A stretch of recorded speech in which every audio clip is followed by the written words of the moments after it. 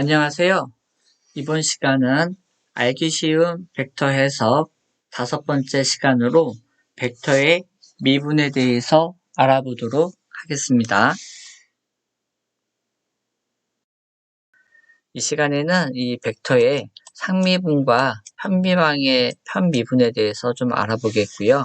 또한 그것에 따르는 유용한 벡터들의 미분 공식에 대해서 어떻게 적용이 되는지를 알아보도록 하겠습니다.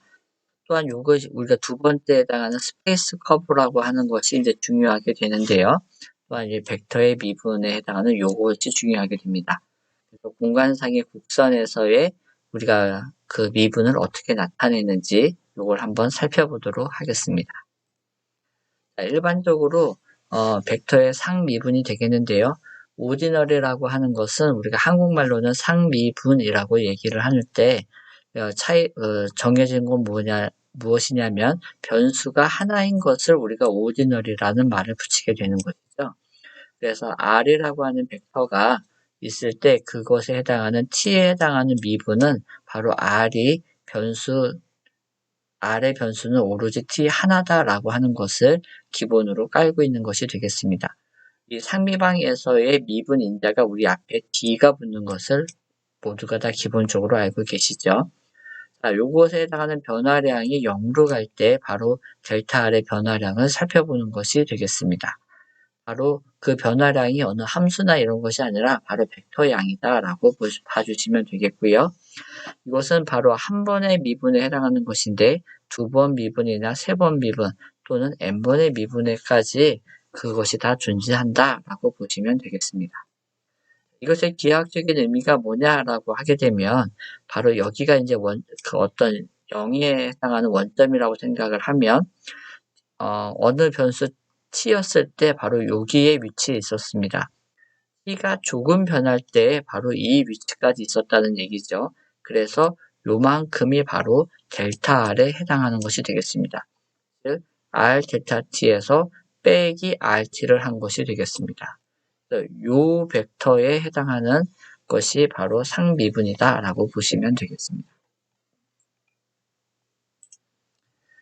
스페이스 커브가 되겠는데요. 여기 앞에서 봤었던 이 공간상에 이것은 어떤 t라는 변수가 있었지만 이 t라는 이 변수가 마치 이제 하나의 곡선으로 되어져 있는 이런 거다라고 생각을 해보면 되겠습니다. 그렇게 되었을 때 이 RS라고 하는 이 벡터가 바로 포지션 벡터라고 생각을 해보면 되겠습니다. 이 포지션 벡터는 우리가 이 강좌에서 스몰 r에 해당하는 벡터로 나타내기 때문에 이렇게 쓰여질 수가 있겠고요. 여기에 해당하는 x, y, z 이 위치가 어떤 s라고 하는 거에 따라서 변해간다라는 뜻이 되겠습니다. 근데 이 s가 특별히 우리 스페이스 커브로 얘기를 할 때는 아크 랭스라고 불려지게 됩니다. 이 아크 랭스라고 하는 의미가 무엇이냐면 바로 여기서부터 여기까지의 이 길이 바로 그 곡선에 있어서의 s와 그 s 플러스 델타 s, 델타 s 차이만큼의 바로 나는 바로 여기까지의 길이가 바로 되겠죠. 이게 바로 델타 s가 되겠습니다. 그래서 여기에 해당하는 그 s에 따라서 거리라고 보시면 됩니다. 곡선의 거리. 그 곡선의 거리가에 따라서 요 x, y, z가 달라지는 것이 되겠습니다. 자, 이렇게 됐을 때 아주 세분화돼서 보게 되면 그 델타 s라고 하는 요 것의 길이는 바로 어떻게 주어지냐면 x 방향으로의 아주 그 미분한 그 dx의 제곱 더하기 dy의 제곱 더하기 dz의 제곱으로 주어지게 됩니다.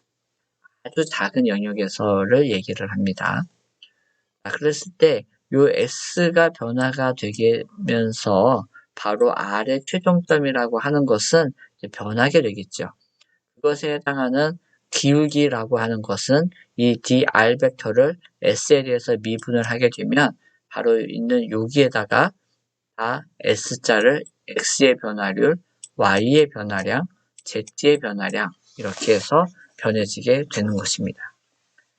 이 관계를 잘 기억해 주시면 되겠고요. 이렇게를 하니까 R 포지션 벡터의 S방향으로의 이제 미분이다라고 하는 것은 바로 이 스페이스 커브의 탄젠트, 접선의 방향이다라고 생각하시면 되겠죠.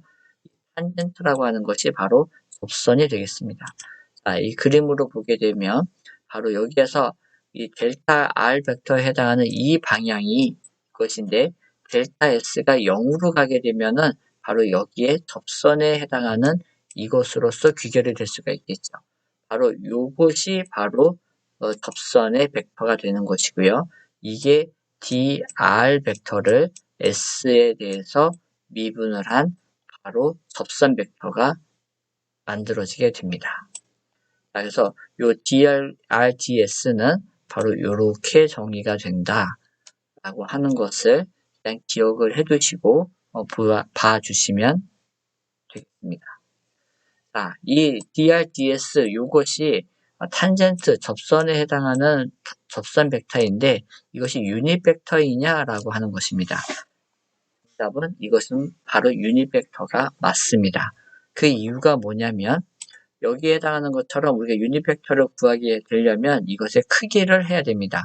이것의 크기를 하는 방법은 바로 이 벡터를 이것을 바로 동일한 거에 의해서 내적을 하는 것이었지 않습니까?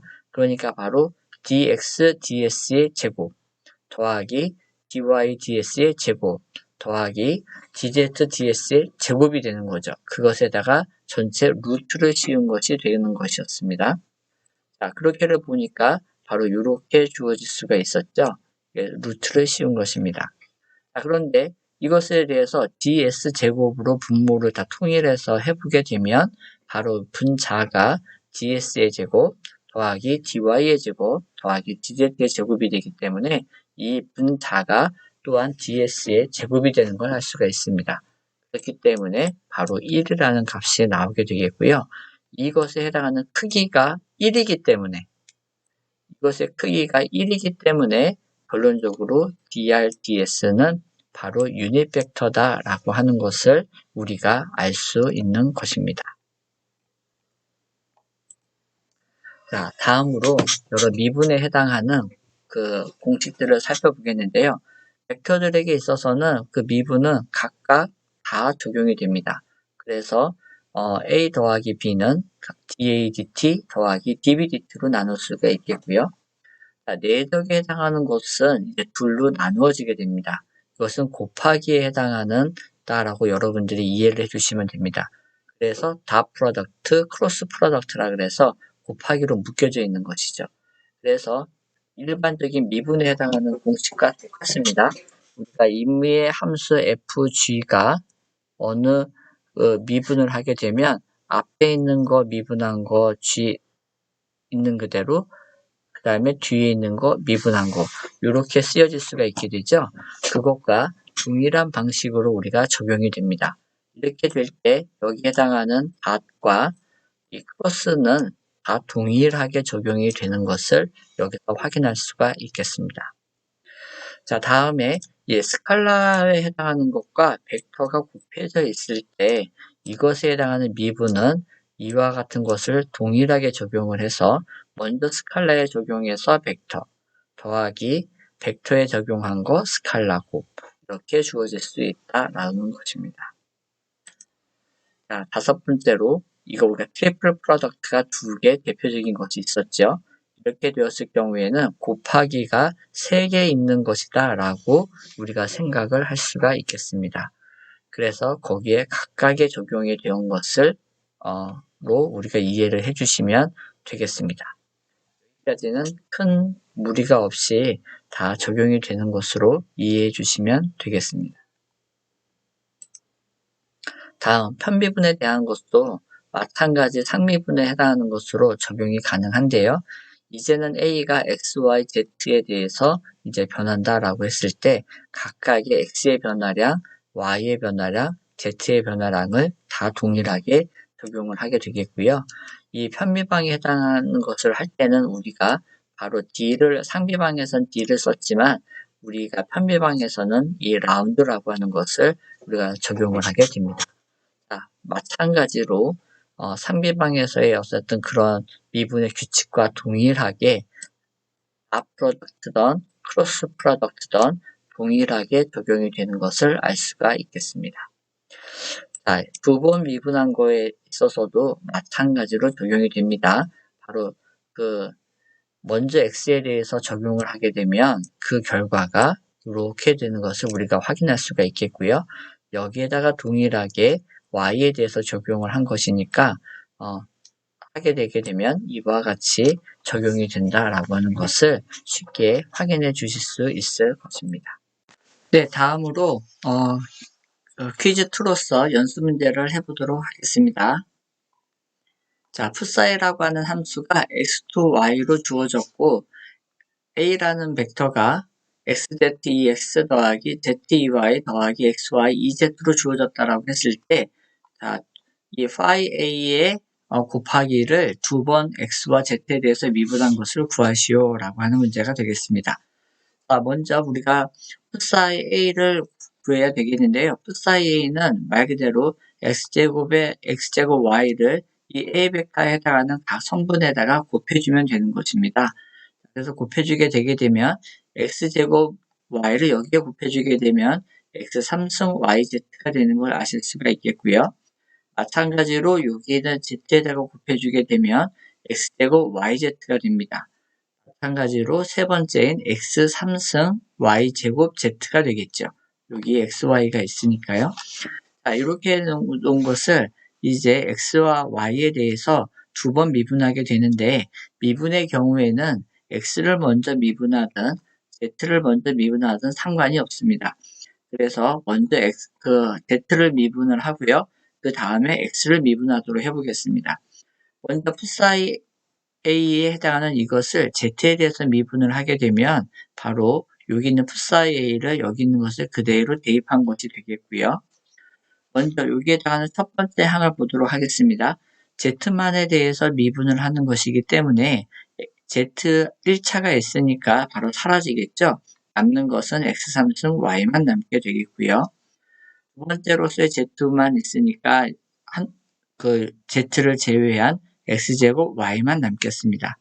마지막 여기도 마찬가지여서 x3승 y제곱만 남겠습니다. 자, 이제 다음으로 x에 대해서 미분을 하게 되니까 여기는 바로 x3승이 있네요. x3승이기 때문에 바로 3x제곱이 된다는 것을 알 수가 있겠고요. 여기는 x제곱이 있기 때문에 2x가 되었고요. 여기는 또다시 x3승이기 때문에 3x제곱이 되었습니다. 그래서 이렇게 벡터나 풋사이에 해당하는 함수의 조합이 있다 할지라도 순서대로 우리가 미분을 적용을 해주게 되면 우리가 원하는 값을 구해낼 수가 있겠습니다. 자, 다음으로 벡터의 디퍼런셜 도함수가 되겠는데요. 이전에 했었던 것과 동일한 규칙이 여기에도 동일하게 적용이 된다는 것을 알 수가 있습니다. 당연히 여기는 d 오버 dt에 해당하는 dt가 각각 다 사라진 경우만 되는데 그래도 동일하게 적용이 됩니다. 자, 이 경우에 있어서 마찬가지로 a와 b 벡터의 내적은 각각의 경우에 있어서의 도함수를 한 것과 같다. 크로스 프로덕트의 경우에도 마찬가지로 적용이 된다라고 이해해 주시면 되겠습니다. 여기에 해당하는 3번과 이제 4번, 그 다음에 5번의 경우를 여러분들이 좀 눈여겨봐 주셔야 되는데요. A 벡터가 바로 이렇게 주어져 있습니다. 위에 있는 A 벡터나 B 벡터도 마찬가지입니다. 그래서 성분이 A1, A2, A3가 있는데 이 각각의 성분이 다 X, Y, Z의 함수로 주어져 있는 경우가 되겠습니다. 이럴 경우에 DA라고 하는 미분은 도함수는 바로 이와 같이 주어진다라고 하는 것입니다. 그래서 미분을 적용을 하게 되니까 DA1에다가 EX 또는 A1 DEX일 텐데 DEX 단위 벡터에 해당하는 것은 변화가 없기 때문에 바로 사라져서 우리가 DA1 EX로 적용이 되는 것입니다. 마찬가지 DA2 EY도 마찬가지고요. DA3 EZ도 마찬가지로 적용이 되겠습니다. 자, 여기에 해당하는 A가 만약에 포지션 벡터인 R 벡터라고 하게 되면 바로 R 벡터는 이와 같이 쓰여질 수 있다는 걸 우리가 알고 있죠. 이렇게 되면 dr 벡터의 바로 미분은 바로 이와 같이 주어진다라고 하는 것입니다. 자, 요것에 해당하는 사항을 꼭 기억해 주시면 되겠고요. 자, 두 번째, 매 A 벡터입니다. 자, 이랬을 때 DA는 또한 요것과 다르게 요렇게도 쓰여질 수 있다라고 하는 뜻이 되겠습니다. 자, 요것은 바로 다음 장에 제가 증명을 하도록 하겠습니다. 자, 그래서 여러분들은 DA다라고 했을 때 두 가지를 기억해 주셔야 됩니다. 첫 번째, 바로 이렇게 변화가 될 수도 있겠다라는 것과, 첫 번째가 되겠고요. 두 번째, 이렇게도 쓰여질 수 있다라고 하는 것입니다. 여러분들 이 형태가 낯이 익은 사람도 있고, 처음 보는 사람도 있을 텐데, 우리가 스칼라 함수에 해당하는 완전 미분에 해당하는 걸 할 때도 동일하게 적용이 되는 것입니다. 자, 다음에 이번에는 A 벡터에 해당하는 A1, A2, A3가 시간도 적용이 되는 함수다라고 생각을 해보게 되면 바로 DADT는 이와 같이 주어진다라는 걸 아실 수가 있습니다. 마찬가지로 여기 T가 있다면 여기에 바로 partial A over partial T, DT가 있을 것입니다. 그것을 DT로 다 나누어 주었다라고 생각하면 바로 이 식이 쉽게 얻어진다라고 하는 것을 여러분들이 아실 수가 있을 것입니다. 자, 이제 여기에서 바로 이 식이 어떻게 나오게 되었는지를 한번 유도를 해보게 될 텐데요. 요거를 주의 깊게 봐주시기 바랍니다. 네, 퀴즈 3으로 앞에서 했었던 DA는 요 식을 유도해 보도록 하겠습니다. 자, 이 관계를 유도하기에 앞서서 바로 우리가 여기 이 식을 여러분들이 기억을 해주시면 좋겠습니다. 자, 그래서 DA1EX 더하기 DA2EY 더하기 DA3E3가 EZ가 되겠습니다. 자, 이랬을 때 우리가 여러분들이 아까 언급했듯이 어느 푸사이라고 하는 함수가 스칼라 함수가 있을 때 이것에 우리가 완전 미분이다라고 하는 것은 이렇게 주어지는 것을 여러분들이 이미 학습을 해서 알고 있다라고 생각을 합니다. 이것을 그대로 적용을 하는 것이 되겠습니다. 왜냐하면 여기에 해당하는 DA1이라고 하는 A1은 A 벡터의 바로 성분 함수가 되니까 얘는 스칼라 양이지 않습니까? 그래서 이 관계가 그대로 적용이 되는 것입니다. 이것을 여기다 그대로 적용을 해보게 되면 우리는 partial A1 over partial X의 DX가 되는 것이고요. 똑같이 쓰여질 수가 있겠죠. 마찬가지 방식으로 이 DA2라고 하는 것은 마찬가지로 이렇게 정리가 되겠습니다. DA3도 마찬가지로 이렇게 적용이 될 수가 있겠죠. 자, 이러한 상태에서 우리가 dx에 대한 것으로만 한번 모아보겠습니다. dx, dx, dx가 있죠. 그래서 이 앞에 있는 텀이 바로 이것이 되겠고요. 왜냐하면 a1, ex에 해당하는 것이 여기에 곱해져 있으니까요. 두 번째 a2, ey가 있겠죠. 그것이 두 번째 텀입니다. 마지막 a3, ez가 세 번째 텀이 되겠습니다. 이걸로 해서 합하게 되면 다 파셜 x에 해당하는 dx로 이렇게가 모여지게 될 수가 있겠죠. 한 가지 방식으로 합하게 되면 여기에다 dy로 이번에는 묶어보겠습니다. 이렇게 묶게 되게 되면 바로 여기에서 a1ex, a2ey, a3ez가 똑같이 묶여지고요. z도 마찬가지로 묶여질 수가 있겠습니다. 여러분, 이것이 무엇입니까? 이것이 다 각각 A 벡터의 바로 A 벡터를 나타내는 것이었죠. 그래서 우리는 이와 같이 쓰여질 수가 있는 것입니다. 바로 그것이 바로 완전 미분 A 벡터를 했을 때도 스칼라와 마찬가지로 벡터도 완전 미분의 형태로 나타낼 수가 있다라고 하는 점이 되겠습니다. 참고로 거듭 언급해 드리지만 얘가 A가 시간에 해당하는 함수다라고 하는 것이 동일하게 포함이 된다라고 하게 되면 바로 이와 같이 쓰여질 수 있다라고 하는 것을 이제 이해하실 수가 있을 것입니다. 자, 이제 마지막으로 퀴즈 4를 해보도록 할 텐데요. A.DADT 이것이 바로 크기만을 나타낸 것이죠. A 벡터의 크기가 바로 여기에 해당하는 A가 되겠습니다. 이것임을 보여라 라고 하는 뜻이 되겠습니다. 또 만약에 A가 크기가 일정한 벡터일 때 이 말이 무슨 말일까요?